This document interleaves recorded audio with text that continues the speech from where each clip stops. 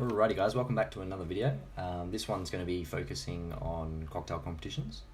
I'm titling the series How to Win a Cocktail Competition. Now, I'm not saying I'm going to win this competition, but I'm going to document the process I'm going to go through to enter and hopefully do well in the competition. And hopefully you learn something from that.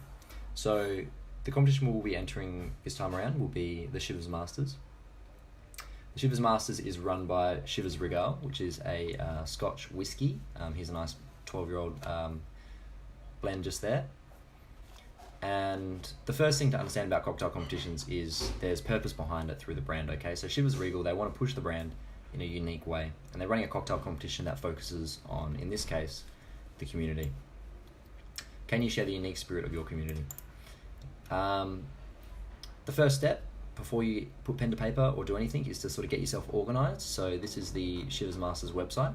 They have a nice little video advertisement of the competition, but they also have ways you can enter as well. So we'll go on and apply now. I've been through this already, so I know what to expect. It's a global competition, so you'll need to enter your country. We'll be looking into Australia, which is the 2nd of March. Now, click apply now, it'll take you through to the next page.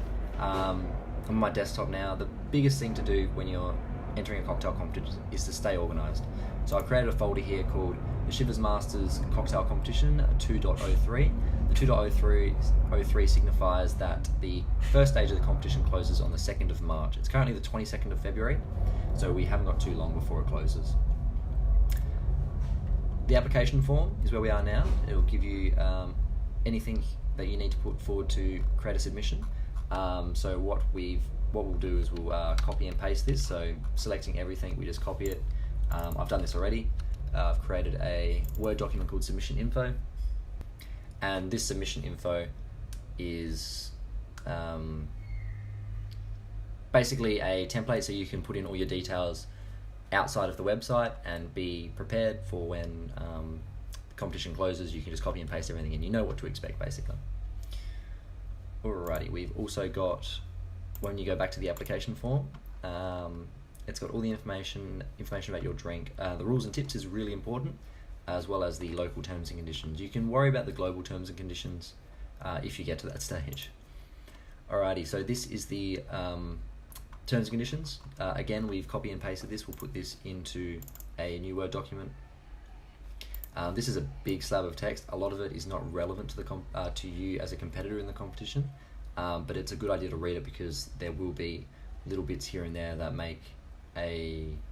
could make or break your cocktail in terms of disqualification and that sort of thing. They might say the cocktail name can't be interpreted as offensive, which isn't written in the rules and tips mostly, but it's good for you to know that because you don't want to put a name that could be controversial.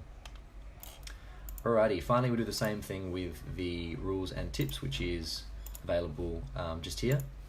So you open this up, give it a copy and a paste, or it automatically download in this case as a PDF, and this is it here, which is just a local copy of what they've got. Now this is where all the good information is. Basically what this tells you is what they're looking for in the competition and what you need to do well. So for your entry, we suggest you find inspiration in your local bartending community, local community as a whole, or giving back to the community. You need to create a video. The video should include your name, the name of your drink, and a few other key points you need to hit. The reason I am taking all this away from the website is so I don't need to go on the website every time I need to double check. You've just got everything in one place, which is really, really cool. So now that I've done that, we can just totally get out of it and we can talk about the actual competition. Now, my process when I enter cocktail competitions, the first thing I do is I sort of judge how the purpose of the brand. So the brand wants basically a wholesome feeling story is what they want, because they want us to tell us how the community's inspired us to do what we do. So they're looking for something wholesome. So that's something I'm going to need to give them. Let's create a new Word document now, and we'll call this Our Story. Just open that really quickly. Perfect. And this is going to be our story. We want it to be wholesome. That's our first point. Anyone who enters, you need to look at their demographic as well. So these guys have pushed the idea of community to a group of bartenders. So a lot of people are going to be doing bartending community.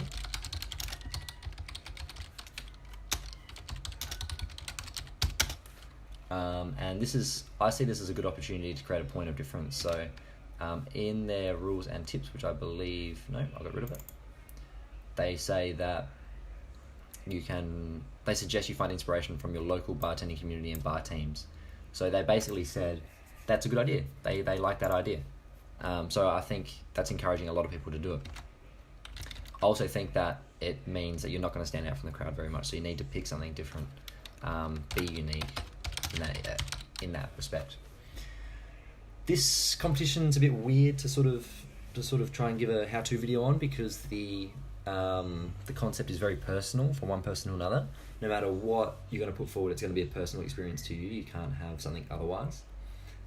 So I need to find out something that inspires me from my community, which I haven't thought of anything yet. So I'm going to have to take a bit of time and figure that out. In the meantime, we can look at the terms and conditions for what we actually need in the drink.